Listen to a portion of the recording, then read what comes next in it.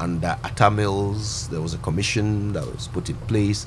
They went around and took everybody's ideas and condensed them into a set of recommendations. But then nothing. Nothing. Atta Mills died. John Mahama took over, won an election. Then he lost an election, and Akufo-Addo took over. He's won another election. Still nothing. And it's sad because the moment our political actors are in opposition, they begin to talk about this thing. But the moment they, assume office, then they deliberately, close their eyes on that. And it's really worrying because we know the corruption situation in the country is largely as part of that. And if you've, given much power to the president, how do you expect, the economy or the country to, move forward? And some of these things we've got to, take a look at them. Meanwhile, it's the same president who has to bring, these proposals to Parliament for them to consider, especially the ones that need to be amended through 2/3 majority vote and so forth.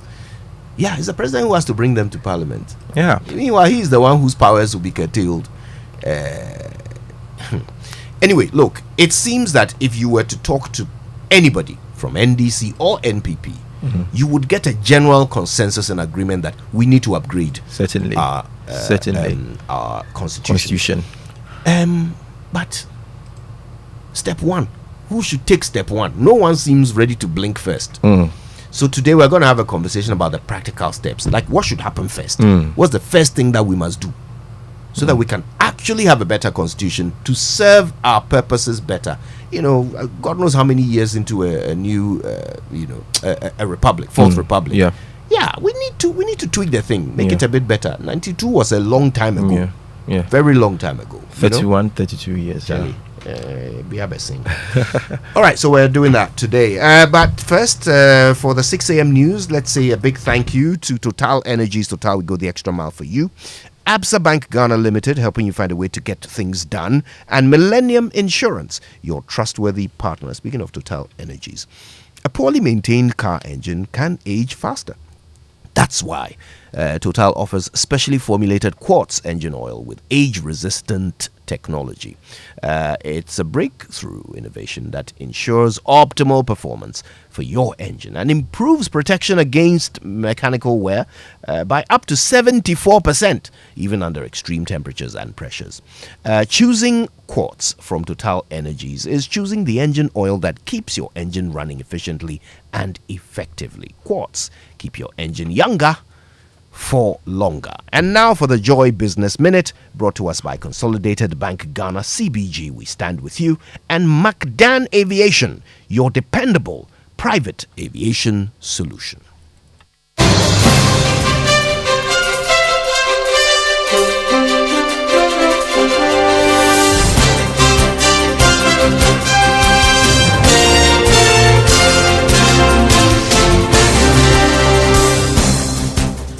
Lovely morning, everyone. Time for the Joy Business Report. Coming up, International Monetary Fund projects a marginal reduction in Ghana's fiscal deficit to 7.3% of the size of the economy.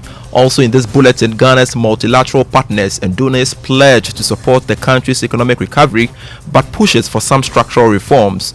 And government targets full participation of private sector players in Gold for Oil program. These and more shortly.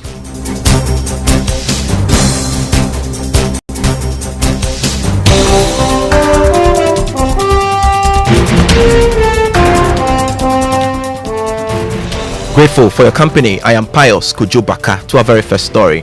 The International Monetary Fund is projecting a marginal reduction in Ghana's fiscal deficit to 7.3% of the size of the economy from the 9.9% recorded in 2022.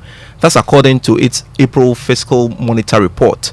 However, the fiscal deficit will go up to 8.4% of GDP in 2024. Well, this indicates that the country's fiscal economy will still be experiencing financing challenges.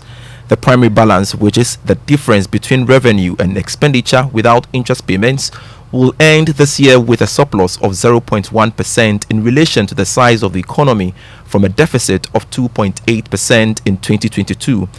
This is as a result of an anticipated strong revenue growth.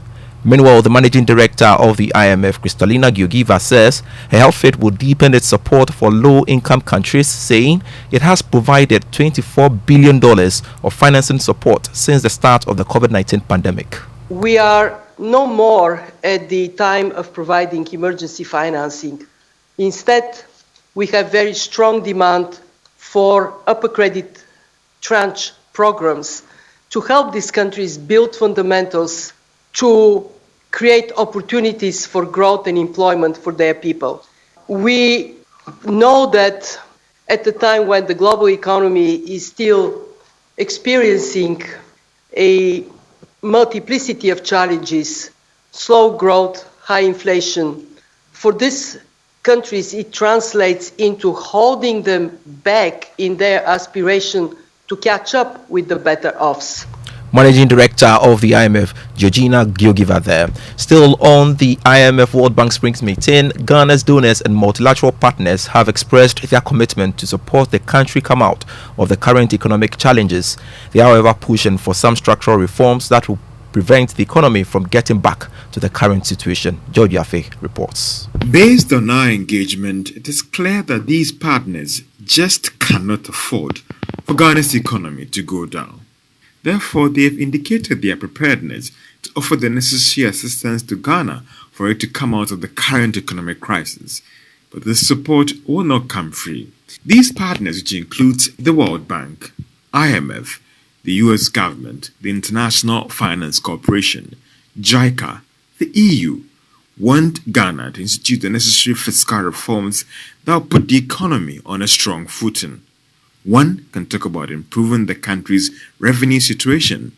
They also want the public sector funding to be advanced to areas that will ensure that there is value for money. They've also given the firm assurance of undertaking the necessary behind-the-scenes engagement to ensure that Ghana gets necessary financing assurance from its external creditors. This may help and go a long way to ensure that Ghana secures the IMF board approval for its economic program. These partners also want more drastic measures to be taken to tackle corruption in the country and to remove the gods' names from the wage bill. George Yafe reporting from Washington, D.C. Now, the government will later this morning update interested stakeholders and investors on the latest macroeconomic developments. It will also speak on its guiding principles for the upcoming public debt restructuring. In a statement from the Finance Ministry, the government said the news release and the investor presentation may include forward-looking statements including opinions, assumptions, estimates and Ghana's assessment of future plans and operations. It encouraged the parties interested to attend the presentation via website to register via the website, adding registration will close 30 minutes before the presentation.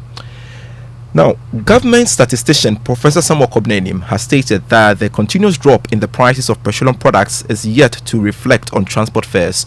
This is due to its low impact on other factors of transportation cost. According to him, although the decline in the prices of diesel and petrol have been significant, it could impact on transport fares if the prices of spare parts and other components of the transportation subclass record a reduction in prices.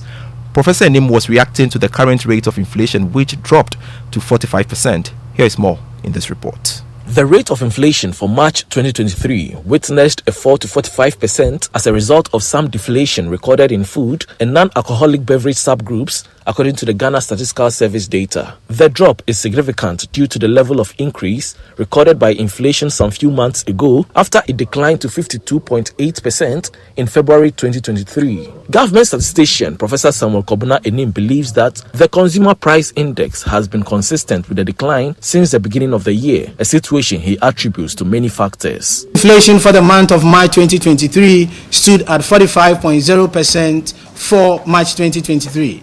This indicates a 7.8 percentage point drop relative to the rate that was recorded in the month of February 2023. On calls for reduction in transportation fares, Professor Enim explained that inflation on petroleum products has seen a significant reduction but is yet to reflect on other items such as spare parts, which contributes to transport fares. So to an extent we are seeing it, but for us to realize the full impact on transport, as I indicated, the drop in petrol and diesel should be transmitted to other components within the transport divisions, i.e. the cost of bus and trotro fares. The Greater Accra and Ashanti regions remain the highest contributors of inflation in the country. Ebenezer Sabuti's report read to you. Now, government is targeting the full participation of the private sector in its Gold for Oil program. Describing the policy as phenomenal, the Deputy Minister of Energy, Herbert Krapper, said it has introduced healthy competition in the petroleum sector. He believes increased involvement of bulk oil distribution companies could go a long way to increase yields as well as impact fuel prices positively. Big impact on forex depreciation and forex volatility, and once we're able to use this policy, which is we are seeing now, to tame forex, and then it affects petroleum prices positively, and also competition that it brings into the sector. I think it has been remarkable, and we'll continue to roll it out to ensure also that we bring in the private sector more and more into the policy, open it up to ensure the private sector also participates fully. The BDCs, OMCs, they participate fully in this program so that across the board, across the spectrum of the value chain, everyone feels part of the program. And more importantly, the consumer feels cushioned by forex volatility. Herbert Krapper is a Deputy Energy Minister, and a better time to talk about commodities. Crude oil lost marginally to open trading at $86 a barrel. Gold increased by almost $2 and selling at $2,016 an ounce. Cocoa lost $37 and trading at $2,866 a ton. You're still listening to the Joy Business Report. Now, the CEO of Self Search Ghana, Joyce Sikachum, has indicated that businesses need to acquire the services of business coaches to enable them receive strategic advice on managing their ventures and maximizing profits. According to her, business coaches are critical to identify target markets and improving performance of organizations. She spoke on Masterclass. The business coach focuses on helping business owners and entrepreneurs to manage their business better. So he helps you to reflect and to come up sometimes with the vision, the mission, the strategic direction for your business, to help you explore opportunities for business growth. All of that is the work of the business coach. So if I want to grow my business, if I want to be helped to identify my target market, what their needs are, what their current needs are, what their, it's not a performance coach that I would see. Neither would I see an executive coach. I would see a business coach because they are helping with the business owner and with entrepreneurs and helping them manage their business. And usually the business, they focus on helping business owners and entrepreneurs manage their business better. They help you to reflect and come up with a vision. Joyce Sikachum is the CEO of Self Search Ghana, speaking on Masterclass. Now, today on Investor Eye, always pay attention to suspicious investment links purporting to have come from a regulator in the financial sector. You can always verify email addresses sent to you for investment purposes from the Bank of Ghana or the Securities and Exchange Commission before you take an action. Joseph Kokwe is the lead in charge of cybersecurity at E-Crime Bureau and gives us some advice on suspicious investment mails that may be sent to you. Take a listen.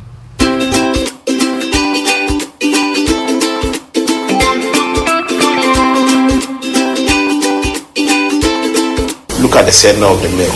Look at the body of the email, right? And the sender, if it's emails, you look at the sender, not just the name, but the email address. Because someone will say that they are sending you a message from Bank of Ghana or your Ghana Commercial Bank. But if you look at the email address, it says george.frank@bankofghanaabcc.net. So it's like it's a different domain altogether, right? But if you pay attention, you don't look at the full name. You think you saw the first Bank of Ghana, so you say, okay, is this person from Bank of Ghana? So paying attention to the sender is also looking at the full email address or the full phone number of that sender, right? If it's on the mobile devices like the WhatsApp groups and co. And now to the currency market. The cedi is going for 11 cedis, 30 pesos to the dollar on the forex or retail market this morning. It is still selling at 13 cedis, 90 pesos to the pound. It is, however, trading at 11 cedis, 90 pesos to the euro. And that's it.